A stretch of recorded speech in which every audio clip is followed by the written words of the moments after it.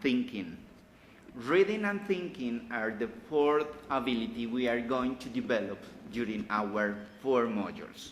Reading is about having all the grammar, the structure, the vocabulary, but in the sense of thinking in English, not translating. It's thinking in English. We are going to study several ways of how to read and think in English. So you're going to find some tales, stories, newspapers on the website, on their resources, so that you may get used to read in English as a foreign language. So enjoy your readings and learn from reading.